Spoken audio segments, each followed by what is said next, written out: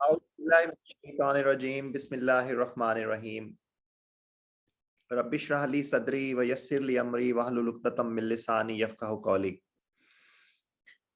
ऐ अल्लाह मेरा सीना खोल दे और मेरी ज़बान की गिरें खोल दे ताकि आज जो पैगाम मैं अपने दोस्तों तक पहुँचाने जा रहा हूँ वो आसानी से पहुँचा सकूँ। आज जनाब बड़ी शोहरा आफाक दो सूरतें जनाब आज बड़ी फेवरेट हैं हमारी मुस्लिम वर्ल्ड के अंदर और आप सब लोगों के मेरे ख्याल है सब लोग जानते हैं। ये बड़ी फेमसली जनाब सुनी जाती हैं और पहचानी जाती हैं दोनों सूरतें। आज हम उनके हवाले से ब्रीफ सी जो है वो डिस्कशन करेंगे। तो चलें जी मेंटल एक्सरसाइज थोड़ी सी आप लोगों की करवाते हैं। तो कोई बंदा गैस लगाना चाहता है जी कि सूरह रहमान के अंदर जो है फबीअय्यि आलाइ रब्बिकुमा तुकज़्ज़िबान ये कितनी दफा आया है? ऐसा मेरा 34 टाइम्स है। 34 टाइम है जी माजिद साहब का गैस। कोई और गैस लगाना चाहता है?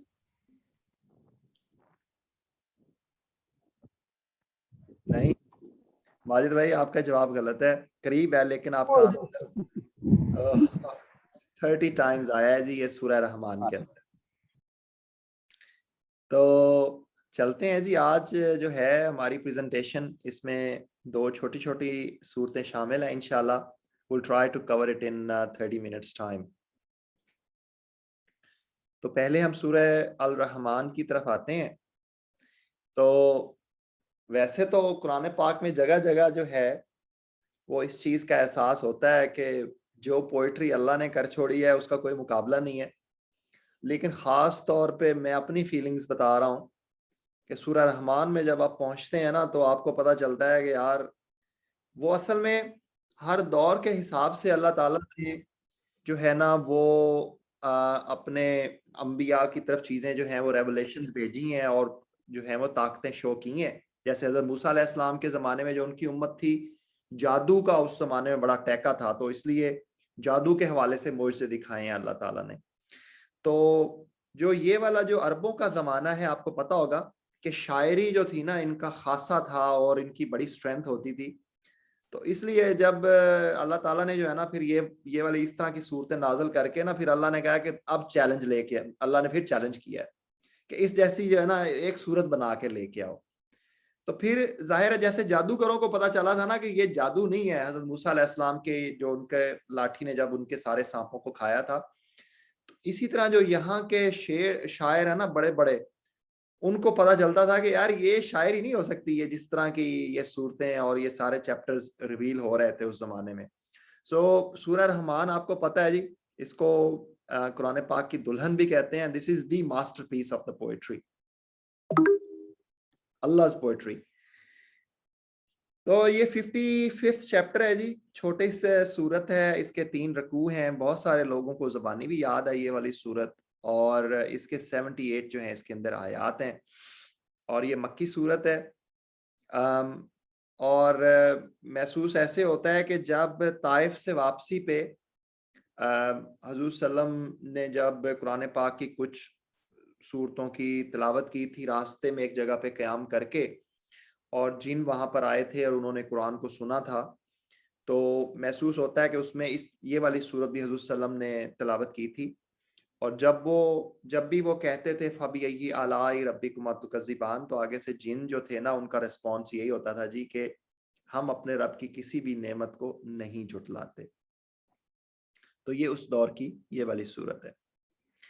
तो जो मेन थीम है सूरह रहमान का वो यही है और सतही तौर पे तो हम इसका मीनिंग मेरा ख्याल है सब लोग ही जानते हैं जी कि इसका मीनिंग जो है वो है जी कि और तुम अपने रब की किन-किन नेमतों को झुठलाओगे। लेकिन अगर ये ऊपर मैंने सारी जो 30 स्पॉट्स पे जहाँ पे ये वाली आयत रिपीट हुई है 30 दफ़ा, मैंने उनके रेफरेंसेस ऊपर लिखे हैं। तो सतही तो इसका मीनिंग यही बनता है कि अपने रब की किन-किन एहसानात को या किन-किन नेमतों को झुठलाओगे। लेकिन अगर हम डीपर मीनिंग इसके गौर करें तो बेसिकली अल्लाह ताला जो हैं वो इस सूरत के अंदर अपने जो बड़े ज़बरदस्त किस्म के मौजज़ाना किस्म की जो चीज़ें बनाई हैं इस दुनिया के अंदर, उनको जिता कर अल्लाह ताला बता रहे हैं कि मैं ही माबूद हूँ या मैं ही क्रिएटर हूँ, मैं ही खालिक हूँ। تو پھر اللہ تعالیٰ آگے سے سوال پوچھ رہے ہیں کہ یہ ساری چیزیں بنانے والا میں ہوں، تم کس کس چیز سے انکار کرو گے کہ میں رب نہیں ہوں، کوئی اور رب ہے، اور تم کس کس کو پوجو گے اگر تم لوگ میرے پر ایمان نہیں لے کر آتے. تو یہ سارے جو اللہ تعالیٰ نے بے تحاشا نشانیاں بتا کے، اور پہلا پورا جو رکوع ہے سورہ رحمان کا، اس میں یہی کوسچن بار بار رپیٹ کیا اور ساتھ اپنی نشانیاں بھی بتائی ہیں کہ بھائی تم لوگ کیوں نہیں میرے پر ایمان لے کے آؤ گے، کریٹر تو میں ہوں ان ساری چیزوں کا بنانے والا. تو اس کے بعد اللہ تعالیٰ جو ہے نا اگلے رکوع کے اندر وہ یہ کہہ رہے ہیں کہ بھائی اگر تو تم لوگ یہ سارا کچھ پڑھنے اور سمجھنے کے بعد بھی میرے پر ایمان نہیں لے کے آتے نا، تو اس کے بعد پھر میں تم لوگوں کے ساتھ یہ سلوک کروں گا. آیات نمبر 39 to 45 میں اللہ تعالیٰ نے بتایا ہے کہ پھر جب آسمان پھٹے گا اور لال چمڑے کی طرح سرخ ہو جائے گا، اے جن و انس تم اپنے رب کی کن کن کا، اس ٹائم تم کیسے انکار کر سکو گے؟ پھر اس روز کسی انسان اور کسی جن سے اس کا گناہ پوچھنے کی ضرورت نہ ہوگی. پھر دیکھ لیا جائے گا کہ تم دونوں گروہ اپنے رب کے، دونوں گروہ مطلب انسان اور جن، اپنے رب کے کن کن احسانات کا انکار کرتے ہو. مجرم وہاں اپنے چہروں سے پہچان لیے جائیں گے اور انہیں پیشانی کے بال اور پاؤں سے پکڑ پکڑ کر گھسیٹا جائے گا. اس وقت تم اپنے رب کو کیسے انکار کرو گے؟ یہ وہی جہنم ہے جس کو مجرمین جھوٹ قرار دیا کرتے تھے. اسی جہنم اور کھولتے ہوئے پانی کے درمیان وہ گردش کرتے رہیں گے، اور پھر کیسے یہ انکار کریں گے اس قیامت کے دن کا؟ تو ایک طرف تو اللہ نے کہا جی کہ یہ سارا کچھ بتانے کے بعد تم لوگ اگر ایمان پھر بھی نہیں لاتے تو پھر تمہیں اٹھا کے میں جہنم میں پھینک دوں گا، اور دوسری طرف اللہ تعالیٰ کہہ رہے ہیں کہ اگر تم ایمان لے آتے ہو اس سارا کچھ کے بعد تو پھر میں تمہیں جنت میں داخل کر دوں گا. آیات نمبر 46 to 59 کے اندر کہ اور ہر اس شخص کے لیے جو اپنے رب کے حضور پیش ہونے کا خوف رکھتا ہو 2 باغ ہیں. اپنے رب کے کن کن انعامات کو پھر تم جو ہے نا جھٹلاؤ گے؟ ہری بھری ڈالیوں سے بھرپور اپنے رب کے کن کن انعامات کو تم جھٹلاؤ گے؟ دونوں باغوں میں 2 چشمے رواں، اپنے رب کے کن کن انعامات کو تم جھٹلاؤ گے؟ دونوں باغوں میں ہر پھل کی 2 قسمیں، اپنے رب کی کن کن نعمتوں کو تم جھٹلاؤ گے؟ جنتی لوگ ایسے فرشوں پر تکیے لگا کے بیٹھیں گے جن کے استر دبیز ریشم کے ہوں گے، اور باغوں کی ڈالیاں پھلوں سے جھکی پڑ رہی ہوں گی. اپنے رب کی پھر کن کن نعمتوں کا تم انکار کرو گے؟ ان نعمتوں کے درمیان شرمیلی نگاہوں والیاں ہوں گی جنہیں ان جنتیوں سے پہلے کسی انسان یا جن نے چھوا نہ ہوگا. تو یہ حوروں کا یہاں پہ ذکر کیا جا رہا ہے جی کہ یہ وہ ہوں گی جن کو کسی انسان اور جن نے پہلے نہیں چھوا ہوگا. یہ ان باغوں میں ایمان والوں کو، مومنوں کو دی جائیں گی. اپنے رب کی پھر تم نعمتوں کا کیسے انکار کرو گے؟ ایسے خوبصورت جیسے ہیرے اور موتی، ایسی خوبصورت جیسے، یہ انہی حوروں کی بات ہو رہی ہے. اپنے رب کی کن کن انعامات کو تم پھر جھٹلاؤ گے؟ یہاں سے ایک اور چیز آپ دیکھ لیں جی کہ یہ جو شرمیلی، جو شرم ہے نا، بیسیکلی شرم و حیا، جو موڈیسٹی ہے، یہ اللہ تعالیٰ نے یہاں پہ جنت کی چیزوں میں سے یا جنت کی کوالٹیز میں سے ایک کوالٹی بتائی ہے کہ یہ شرمیلی نگاہوں والی ہوں گی، کہ شرم و حیا از اے کوالٹی آف جنت. جیسے یہ میں نے اس کو تھوڑا سا ہائی لائٹ بھی کیا اسی حوالے سے. تو یہ بیسیکلی مین جو تھیم ہے سورہ رحمان کا وہ یہی ہے کہ اللہ تعالیٰ نے بے تحاشا جو اپنی کریشن ہے اس کے حوالے دے کے وہ انسانوں اور جنوں سے پوچھا ہے کہ بھائی ان ساری باتوں کو میں تمہیں بتا رہا ہوں، اس کے باوجود تم میرے وجود کا، میری کریشن کا، میرے خالق ہونے کا، میرے معبود ہونے کا تم لوگ کیسے انکار کر سکتے ہو؟ اور اگر انکار کرتے ہو ابھی بھی تو تمہیں جہنم میں ڈال دوں گا، اگر اقرار کرتے ہو تو تمہیں جنت میں ڈال دوں گا. اب یہ چھوٹے چھوٹے کچھ ٹاپکس ہیں، 4 5 6، ہم ان کو ٹچ کر لیتے ہیں. اچھا جی، یہ میں نے جو ہے وہ آج کے ٹاپکس کو میں جو ہے اس کو ہیڈ لائن بھی بنایا تھا، تو کوئی ذرا شیئر کریں اپنے خیالات جی. جنت میں حور ملے گی یا بیوی ملے گی؟ کوئی اپنا مائک انمیوٹ کر کے بتائے کیا خیالات ہیں آپ لوگوں کے؟ جنت میں جو 3 گروہ جائیں گے نا، اور دو گروہ بلکہ، جو سابقون اور اولون، اور پھر جو بعد میں صالحین کا جن کا نام دیا گیا ہے سورہ واقعہ میں، جی میں سے جو پہلا گروہ ہے اس کے لیے حوروں کا ذکر ہے، اور جو دوسرا گروہ ہے اس کے اندر جو ذکر ہے وہ یہ کہ ان کی جو بیویاں ہوں گی اور نیک ہوں گی ان کو ہی ان کی بیوی بنا کے جنت میں دیا جائے گا۔ ٹھیک ہے، ٹھیک ہے، زبردست۔ اور کوئی ساتھی اپنے خیالات کا اظہار کرے جی اس ٹاپک پہ، بڑا سینسٹیو ہے یہ ٹاپک۔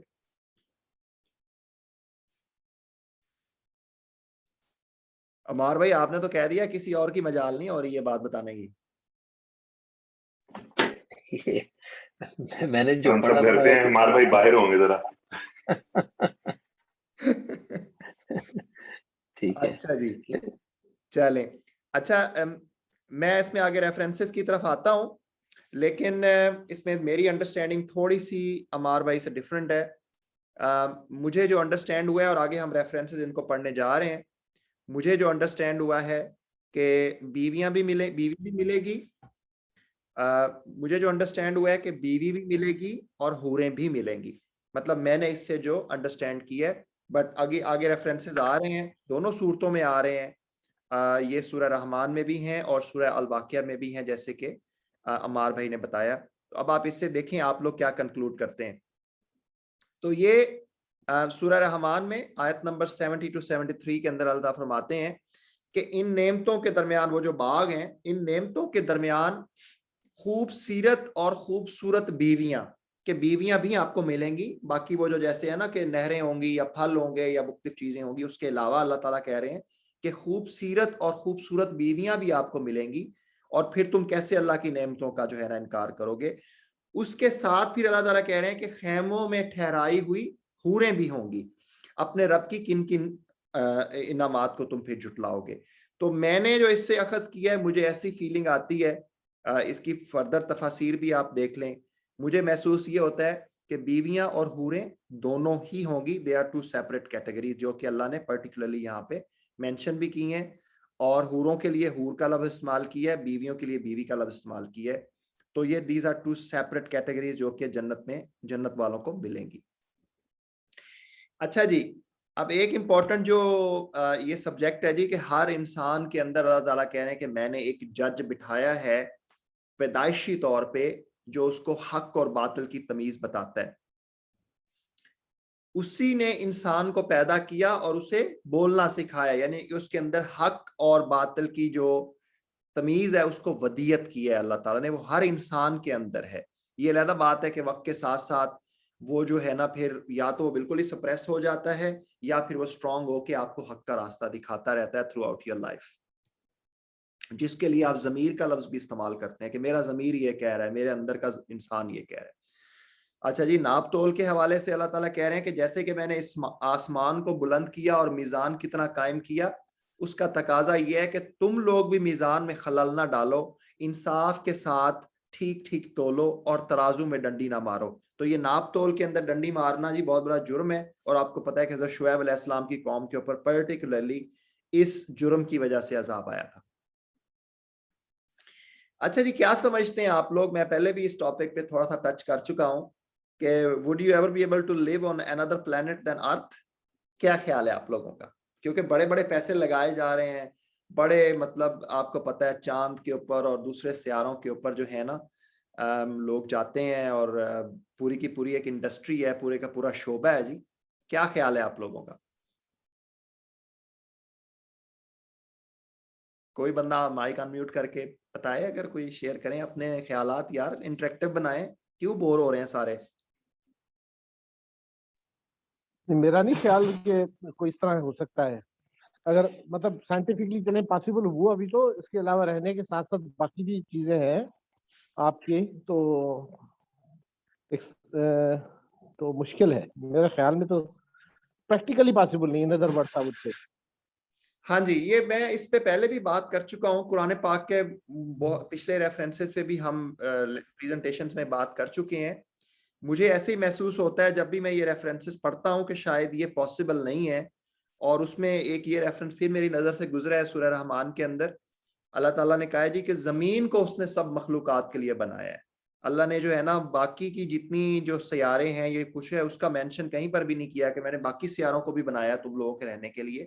اور یہ والے ریفرنسز پہلے بھی آ چکے ہیں, پیچھے میں نے 1-2 دفعہ اس کو ٹچ کر چکا ہوں. بہرحال آپ لوگ بھی اپنی اپنی ریسرچ کریں. مجھے تو یہی امپریشن ملتا ہے کہ زمین کے اندر ہی جو ہے نا زندہ رہنے کے اللہ تعالیٰ نے جو ہے نا سارے اسباب بنائے ہیں, اور ان آیات سے یہی کنکلوژن نکلتا ہے. اس پہ میں ایک چیز کہنا چاہوں گا اگر آپ کو اجازت دے تو. جی عمار بھائی, جی وہ یہ کہ اللہ تعالیٰ نے انسان کے ذہن کو پوٹینشلی بہت وسیع بنایا ہے, اور اس کی مثال آپ کو یہ دیتا ہوں کہ 200 سال پہلے جو چیز ہم سوچ بھی نہیں سکتے تھے, تصور بھی نہیں کر سکتے تھے, وہ آج نہ صرف ممکن ہے بلکہ ہم اس سے کہیں آگے دیکھ بھی رہے ہیں, اور ہمارا اندازہ ہے کہ ہم وہ کر بھی پائیں گے.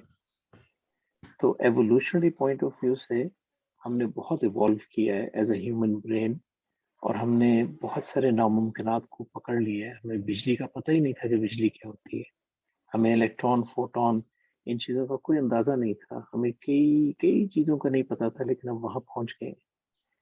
تو امکانات کی دنیا اللہ تعالیٰ نے بنائی ہوئی ہے, تو اس لیے حتمی طور پہ یہ کہہ دینا کہ ممکن ہے یہ نہیں ہے, میرے نزدیک it may be and high understatement, کیونکہ ہم کچھ بھی امکان آگے کا سوچ سکتے ہیں.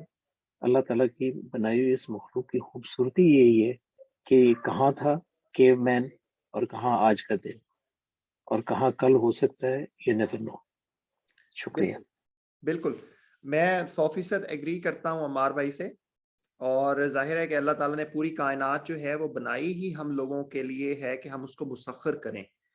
اب یہ مطلب ایک علیحدہ سبجیکٹ ہے, میں مطلب اپنا امپریشن میں بتا رہا ہوں کہ ان آیات سے مجھے یہ امپریشن ملتا ہے, باقی کہ ہم وہاں پہ شاید ریزائڈ نہیں کر سکیں گے جو لیونگ بینگز ہیں, لیکن اس سے مجھے یہ نہیں ملتا امپریشن کہ ہم کو اسے مسخر نہیں کرنا چاہیے. مطلب 2 ڈیفرنٹ سبجیکٹ ہیں. بالکل عمار بھائی, میں 100% آپ سے ایگری کرتا ہوں.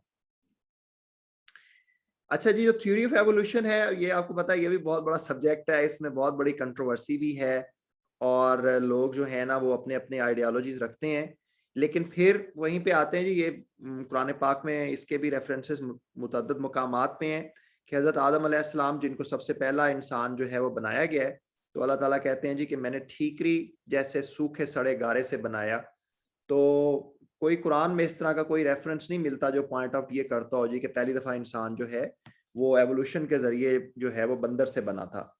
تو جو قرآنک ریفرنسز ہیں وہ اس کو ڈینائی کرتے ہیں. اچھا جی, جن جو ہیں وہ اللہ نے کہا ہے کہ میں نے آگ کی لپیٹ سے ان کو پیدا کیا ہے. اب یہ جو سائنٹسٹ ہیں جی, انہوں نے آج کچھ ہی سال پہلے اس چیز کو ڈسکور کیا ہے جی کہ سورج جو ہے وہ ایک سے زیادہ جو ہے وہ جگہوں پہ طلوع اور غروب ہوتا ہے, لیکن قرآن پاک میں اس چیز کا اشارہ پہلے سے بتا دیا گیا ہے کہ دونوں مشرق اور دونوں مغرب سب کا مالک اور پروردگار وہی اللہ کی ذات ہے. تو یہ سمندر جو ہے نا جی, یہ اپنی وسکوسٹی اور کنسنٹریشن کی وجہ سے ساتھ ساتھ چلتے تو رہتے ہیں. یہ اللہ تعالیٰ نے اپنے ایک معجزے کا ذکر جو ہے سورہ رحمان کے اندر پھر کیا ہے کہ 2 سمندروں کو اس نے چھوڑ دیا کہ باہم مل جائیں, پھر بھی ان کے درمیان ایک پردہ حائل ہے جس سے وہ تجاوز نہیں کرتے, بس تم اپنے رب کی کن کن نعمتوں کو جھٹلاؤ گے.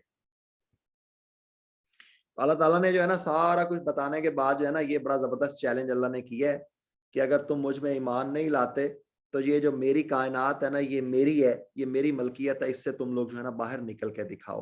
اے گروہ جن و انس, اگر تم زمین اور آسمان کی سرحدوں سے نکل کر بھاگ سکتے ہو تو بھاگ دیکھو, نہیں بھاگ سکتے, اس کے لیے بڑا زور چاہیے.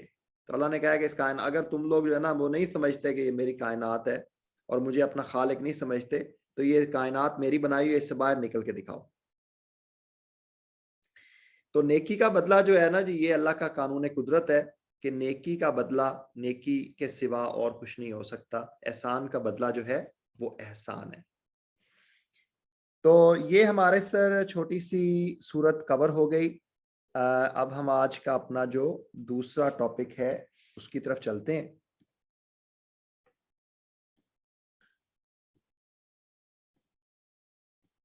مجھے آپ کنفرم کر دیں جی, سورہ الواقعہ کی سکرین آپ کو نظر آ رہی ہے؟ جی وسیم جی. تو یہ جناب اس صورت میں کس واقعے کی بات ہو رہی ہے؟ کوئی بندہ انمیوٹ کر کے بتائے جی. جی بالکل ماجد بھائی آپ نے صحیح کہا, یہ قیامت کی بات ہو رہی ہے اس صورت کے اندر کہ جب وہ ہونے والا واقعہ پیش آ جائے گا تو کوئی اس کے وقوع کو نہ جھٹلائے گا. وہ تہو بالا کر دینے والی آفت ہوگی. زمین اس وقت یکبارگی ہلا ڈالی جائے گی اور پہاڑ اس طرح ریزہ ریزہ کر دیے جائیں گے کہ پراگندہ غبار بن کر رہ جائیں گے. اچھا یہ پھر میں وہ انٹرسٹنگ سوال آپ لوگ, انٹرسٹنگ تو نہیں ہے, بیسک سوال آپ لوگوں سے کرتا ہوں کہ قیامت کے حوالے سے دلیلیں دیے جا رہی ہیں اس سورت کے اندر, تو آپ کو کیا محسوس ہوتا ہے کہ یہ سورت مکی ہے یا مدنی ہے؟ جی مکی. تو یہ جو ایمانیات کے بیسک کانسیپٹ ہیں جی, جیسے پہلے میں کئی دفعہ عرض کر چکا ہوں, وہ مکی ہی صورتیں ہوں گی. تو یہ 56 چیپٹر ہے, چھوٹا سا چیپٹر ہے, اس کے 3 رکوع ہیں اور 96 آیات ہیں, لیکن بہت چھوٹی چھوٹی آیات ہیں. اور اس کے سبجیکٹ سے محسوس یہ ہوتا ہے کہ سورہ طٰہٰ جو ہے, آپ کو پتہ ہے کہ حضرت عمر فاروق رضی اللہ تعالیٰ عنہ جب ایمان لائے تھے سورہ طٰہٰ کو سن کر ایمان لائے تھے. تو کچھ لوگ ریلیٹ کرتے ہیں کہ یہ اس وقت جو ہے یہ والی صورت نازل ہو چکی تھی. باقی واقعے کے کون سا الواقعہ ہے وہ ہم پہلے بات کر چکے ہیں کہ یہ قیامت کے واقعے کی بات ہو رہی ہے. تو اس کا جو مین تھیم ہے وہ قیامت کے حوالے سے اللہ تعالیٰ نے 3 کیٹیگریز جو ہے نا وہ بتائی ہیں قیامت والے دن, جو کہ پہلے عمار بھائی نے ابھی جن کی طرف پوائنٹ آؤٹ بھی کیا ہے. تو پہلی کیٹیگری وہ ہے جی کہ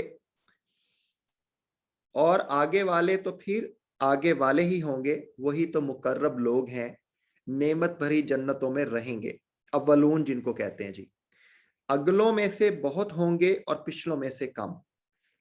اب اس کی مختلف تشریح اور تفاسیر ہیں جی, اگلے کون ہیں اور پچھلے کون ہیں. کچھ لوگ اس کی سادہ سی تشریح کرتے ہیں جی, اگلوں سے مراد جو پہلی ساری امتیں گزر چکی ہیں, اور پچھلوں سے مراد جو ہے جو آخری امت جو ہے وہ والی ہے. مرصع تختوں پر تکیے لگائے آمنے سامنے بیٹھیں گے, ان کی مجلسوں میں ابدی لڑکے شراب چشمہ جاری سے لبریز پیالے اور کنٹڑا اور ساغر دوڑتے پھرتے ہوں گے, جسے پی کر نہ ان کا سر چکرائے گا اور نہ ان کی عقل میں فطور آئے گا.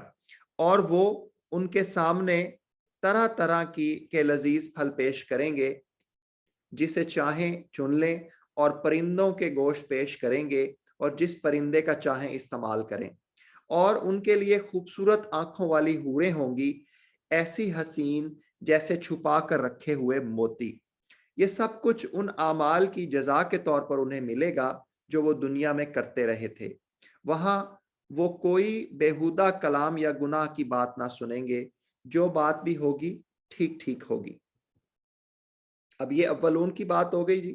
اب سیکنڈ کیٹیگری, اور دائیں بازو والوں کی خوش نصیبی کا کیا کہنا. وہ بے خار بیریوں اور تہ بر تہ چڑھے ہوئے کیلوں اور دور تک پھیلی ہوئی چھاؤں اور ہر دم رواں پانی اور کبھی ختم نہ ہونے والے اور بے روک ٹوک ملنے والے بکثرت پھلوں اور اونچی نشست گاہوں میں ہوں گے. ان کی بیویوں کو ہم خاص طور پر نئے سرے سے پیدا کریں گے اور انہیں باکرا بنا دیں گے, اپنے شوہروں کی عاشق اور عمر میں ہم سن. یہ کچھ دائیں بازو والوں کے لیے ہے, اور وہ اگلوں میں سے بہت ہوں گے اور پچھلوں میں سے بھی بہت. تو اب یہ اگلوں اور پچھلوں کی میں نے جیسے پہلے بات کی ہے کہ اس میں کچھ لوگوں کا امپریشن یہ ہے. اب اس کے بعد آ جاتی ہے جی تھرڈ کیٹیگری. وہ تھرڈ کیٹیگری کون سی ہے جی؟ وہ ہے جی بائیں بازو والے. بائیں بازے والوں کی بدنصیبی کا کیا پوچھنا. وہ لو کی لپیٹ اور کھولتے ہوئے پانی اور کالے دھوئیں کے سائے میں ہوں گے, جو نہ ٹھنڈا ہوگا نہ آرام دہ. یہ وہ لوگ ہوں گے جو اس انجام کو پہنچنے سے پہلے خوشحال تھے اور گناہ عظیم پر اصرار, یعنی کہ دنیا کے اندر وہ بڑے خوشحال تھے, امیر تھے. کہتے تھے کیا جب ہم مر کر خاک ہو جائیں گے اور ہڈیوں کا پنجر رہ جائیں گے تو پھر اٹھا کھڑے کیے جائیں گے, اور کیا ہمارے وہ باپ دادا بھی اٹھائے جائیں گے جو پہلے گزر چکے ہیں. اور اے نبی ان لوگوں سے کہو یقیناً اگلے اور پچھلے سب ایک دن ضرور جمع کیے جانے والے ہیں, جس کا وقت مقرر کیا جا چکا ہے، پھر اے گمراہو اور جھٹلانے والو، تم شجر زقوم کی غذا کھانے والے ہو، اسی سے تم پیٹ بھرو گے اور اوپر سے کھولتا ہوا پانی تونس لگے ہوئے اونٹ کی طرح پیو گے۔ یہ ہے بائیں والوں کی ضیافت کا سامان روز جزا۔ تو یہاں پہ جو ہے وہ 3 کیٹیگریز جو ہیں وہ اللہ نے بتا دی ہیں۔ ایک چوتھی کیٹیگری ہے جو اس صورت کے اندر اللہ تعالیٰ نے نہیں بتائی، اور وہ سورہ آراف کے اندر بتائی ہے، جس کا ہم پہلے ذکر کر چکی ہیں۔ وہ چوتھی کیٹیگری کے لوگ وہ ہیں جو اصحاب آراف جن کو کہتے ہیں، کہ وہ جنت اور دوزخ کے درمیان والی جو دیوار ہے نا اس کے اوپر ہوں گے، جن کے اعمال کی وجہ سے نہ تو وہ جنت میں جا سکے نہ دوزخ میں جا سکے۔ تو ایک چوتھی کیٹیگری بھی ہے۔ تو یہ ہمارا جو ہے سورہ الواقعہ کا جو مین تھیم تھا وہ قیامت اور اس کی حوالے سے 3 کیٹیگریز کے حوالے سے ہے۔ اب یہ چھوٹے چھوٹے 2-3 ٹاپکس ہیں جی۔ اللہ تعالیٰ نے جو ہے نا اس صورت کے اندر بھی اپنی کریشن کے حوالے سے دوبارہ سے لوگوں کو یاد دہانی کرائی ہے کہ انسانوں کو بھی میں نے بنایا ہے، ہم نے تمہیں پیدا کیا، پھر کیوں تم تصدیق نہیں کرتے؟ کیا تم نے غور کیا یہ نطفہ جو تم ڈالتے ہو اس سے بچہ تم بناتے ہو یا اس کے بنانے والے ہم ہیں؟ تو اللہ نے انسان کی تخلیق کا پھر اس کو یاد دہانی کرائی ہے۔ پھر اللہ نے پودوں کی بات کی ہے کہ کبھی تم نے سوچا یہ بیج جو تم بوتے ہو ان سے کھیتیاں تم اگاتے ہو یا ان کے اگانے والے ہم ہیں؟ ہم چاہیں تو ان کھیتیوں کو بھس بنا کر رکھیں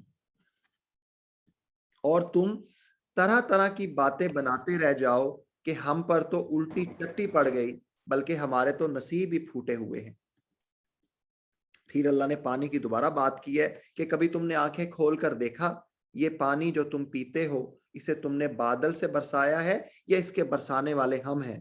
ہم چاہیں تو اسے سخت کھاری بنا کر رکھتے ہیں، پھر تم شکر گزار کیوں نہیں بنتے؟ پھر اللہ نے آگ کی بات کی ہے کہ کیا تم نے خیال کیا یہ آگ جو تم سلگاتے ہو اس کا درخت تم نے پیدا کیا یا اس کے پیدا کرنے والے ہم ہیں؟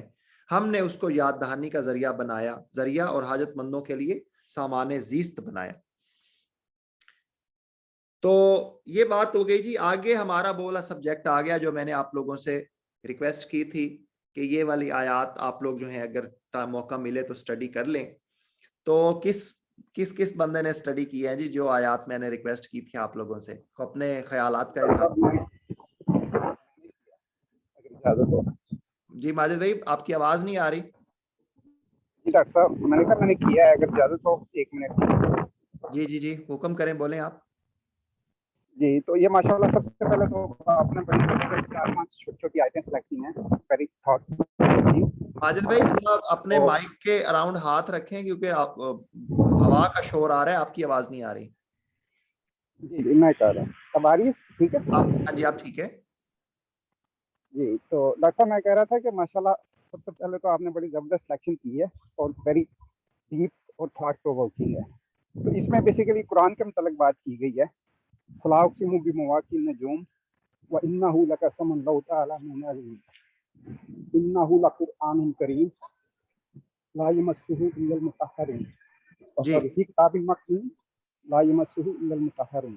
تو بیسیکلی اس میں پہلے قسم کھائی گئی ہے کہ جو اجرام فلکی ہے اس کی کریشن پہ غور کریں تو اتنی بڑی قسم ہے، ٹھیک ہے۔ تو اس کے اندر یہ بتایا گیا ہے کہ جو قرآن ہے وہ ایک کتاب جو آلریڈی لوح محفوظ ہے اس میں سے یعنی آیتیں لے کے فرشتے آتے تھے۔ تو جو لاسٹ ہے لا یمسہ الا المطہرون، اس میں بیسیکلی 2 کیٹیگریز ہیں۔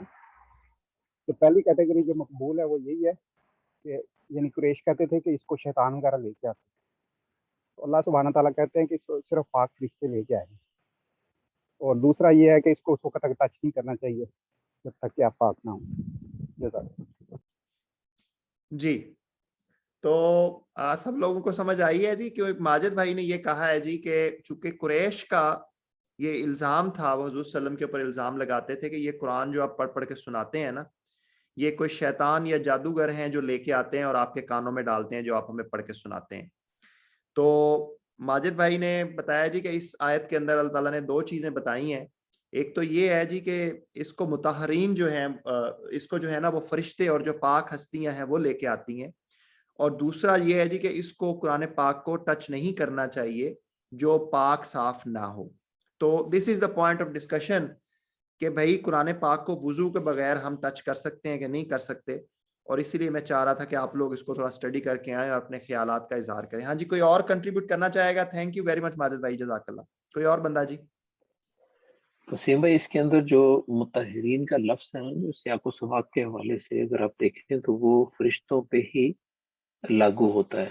باقی جو چیزیں نکالی گئی ہیں وہ کافی سارے مباحث کے بعد جو فقہا تھے اور جنہوں نے تفسیریں بیان کی ہیں اور انہوں نے حوالے دیے کئی سارے, تو it's not that controversial a thing. لیکن یہ کہ جو عرف عام میں جو ہماری انڈرسٹینڈنگ ہے, جو ہمیں اپنے بڑوں سے بھی ملی ہے, وہ یہی ہے کہ جب تم تلاوت کرنے لگو تو وضو کر کے کیا کرو, خاص طور پہ جب قرآن کو ہاتھ لگانا.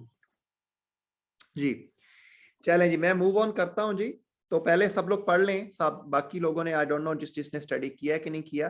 تو پس نہیں, میں قسم کھاتا ہوں تاروں کے مواقع کی, اور اگر تم سمجھو تو یہ بہت بڑی قسم ہے کہ یہ ایک بلند پایا قرآن ہے, ایک محفوظ کتاب میں سب, جس سے مطہرین کے سوا کوئی چھو نہیں سکتا. تو اب ایک تو یہ بات تو اس میں 100% اس میں ہر بندہ ہی ایگریڈ ہے کہ اس سے یہ مطلب نکلتا ہے کہ یہ قرآن جو ہے وہ لوح محفوظ سے آہستہ آہستہ ٹرانسفر کیا گیا, حضور صلی اللہ علیہ وسلم کے اوپر اتارا گیا, اور اس کو فرشتے لے کے آئے. اب یہاں تک تو کسی قسم کا کوئی ڈفرنس آف اوپینین نہیں ہے.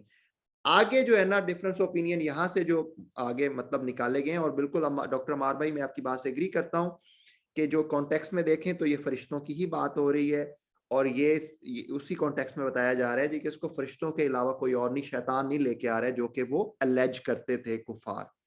لیکن جو ڈفرنس آف اوپینین آتا ہے جی, وہ لوگ کہتے ہیں جی کہ اب قرآن پاک کو اس آیت سے وہ نکالتے ہیں جی کہ وضو کے بغیر چھو سکتے ہیں یا نہیں چھو سکتے. اور اس میں جو سب سے بڑی جو آرگومنٹ ہے وہ ایک یہ بھی دیا جاتا ہے جی کہ یہ والی انہی آیات کے کانٹیکسٹ میں حضرت عمر فاروق نے جب اپنی سسٹر سے رضی اللہ تعالیٰ عنہ جب ان سے کہا تھا کہ بھائی مجھے دکھاؤ, مجھے بھی پڑھاؤ, دکھاؤ کیا چیز تم پڑھ رہے ہو, تو انہوں نے آگے سے کہا تھا جی کہ آپ ابھی ناپاک ہیں, آپ پہلے جائیں نہا کے آئیں, غسل کر کے آئیں, وضو کر کے آئیں, اس کے بعد آپ اس کتاب کو ٹچ کر سکتے ہیں. تو لوگ یہ ریفرنس دیتے ہیں جی کہ اس ریفرنس کی وجہ سے اور ان آیات کی وجہ سے وہ ریفرنس دیتے ہیں جی کہ وضو کے بغیر قرآن پاک کو اور ناپاکی کی حالت میں قرآن پاک کو ٹچ نہیں کیا جا سکتا. جبکہ جو دوسرا مکتبہ فکر ہے اس کے حوالے سے بھی بہت سارے آرگومنٹس ہیں. دس از اے ہول چیپٹر جس کے اوپر بڑی لمبی ڈسکشن لوگوں نے لکھی ہوئی ہیں, فقہا نے, علماء نے, مفسرین نے, اور وہ یہ کہتے ہیں جی کہ دس از دا کوڈ آف لائف. جو ہمارے پاس قرآن ہے یہاں جو اس آیت کے اندر وہ ریفرنس نہیں دیا جا رہا, بلکہ جو قرآن لوح محفوظ سے آ رہا تھا وہ اس کا ریفرنس دیا جا رہا ہے.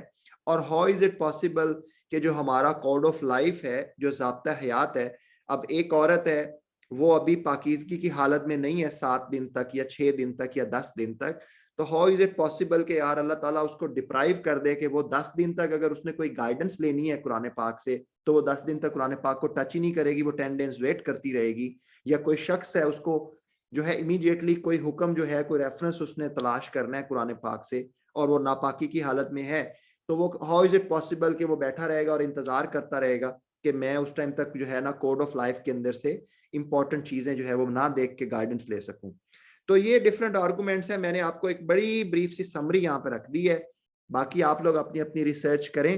دس از اے امپورٹنٹ ٹاپک, اور آپ لوگ کنکلوڈ کریں جی کہ کس طریقے کو آپ فالو کرنا چاہتے ہیں. ویسے تو وضو کرنے میں کوئی حرج نہیں ہے, سب لوگ ہی وضو کر کے ہی میجورٹی ہم لوگ جو ہیں وہ قرآن پاک کو ٹچ کرتے ہیں, but is it a rule of law or not, اب یہ دس از دا ڈیبیٹ. تو جیسے کہ اللہ نے پچھلی سورت میں چیلنج کیا تھا نا جی کہ میری زمین سے میری کائنات سے باہر نکل کے دکھاؤ, یہاں پہ پھر اللہ تعالیٰ نے ایک چیلنج کیا ہے. اللہ نے کہا ہے جی کہ اب اگر تم کسی کے محکوم نہیں ہو اور اپنے اس خیال میں سچے ہو, تو جب مرنے والے کی جان حلق تک پہنچ چکی ہوگی اور تم آنکھوں سے دیکھ رہے ہوتے ہو کہ وہ مر رہا ہے, اس وقت اس کی نکلتی ہوئی جان کو واپس کیوں نہیں لے آتے؟ اس وقت تمہاری بنسبت ہم اس کے زیادہ قریب ہوتے ہیں. تو یہ اللہ نے اپنی کریشن اور اپنا جو ہے نا پاور کا یہاں پہ ایسا زبردست اظہار کیا نا کہ بندے کے جو ہے نا جسم کے بال کھڑے ہو جاتے ہیں. تو صدق اللہ العلی العظیم جی, جو کچھ ہم نے پڑھا ہے اللہ تعالیٰ اس کو سمجھنے کی, عمل کرنے کی اور آگے پہنچانے کی توفیق عطا فرمائے. میری جو غلطیاں کوتاہیاں ہیں اس کے لیے اللہ سے اور آپ لوگوں سے معافی چاہتا ہوں جی. ٹیک ہوم میسیجز جو ہے نا وہ یہی ہے جی کہ اللہ کی ذات کو کوئی ڈینائی نہیں کر سکتا, اور اگر آپ نیک اعمال کریں گے جنت میں جائیں گے تو وہاں پہ آپ کو حوریں ملیں گی. کوئی آپ لوگوں کے کویسچنز ہیں ڈسکشنز کے لیے یا کوئی اور کمنٹس ہیں تو میں حاضر خدمت اپنے مائک ان میوٹ کر کے بتا دیں جی. ماشاءاللہ جناب, زبردست, تھینک یو. جی اور کوئی بھائی دوست؟ ماشاءاللہ جی بہت صحیح, بہترین. چلیں جی, اگر کوئی اور کویسچنز کمنٹس نہیں ہیں, عمار بھائی کچھ کہنا چاہ رہے ہیں جی, گو ایڈ. نہیں, میں بھی شکریہ ادا کرنا چاہ رہا تھا, بہت شکریہ. چلیں جی, آپ سب لوگوں کا جوائن کرنے کا بہت شکریہ. انشاءاللہ آگے چھوٹی چھوٹی 2 صورتیں آ رہی ہیں, اس کے ساتھ جو ہے نا اگر کوئی اور ساتھی کچھ پریزنٹ کرنا چاہے تو مجھے بتا دیں, ادروائز اسی ٹائم پہ انشاءاللہ آپ لوگوں سے نیکسٹ ویک ملاقات ہوتی ہے. السلام علیکم. وعلیکم السلام. وعلیکم اللہ حافظ. اللہ حافظ.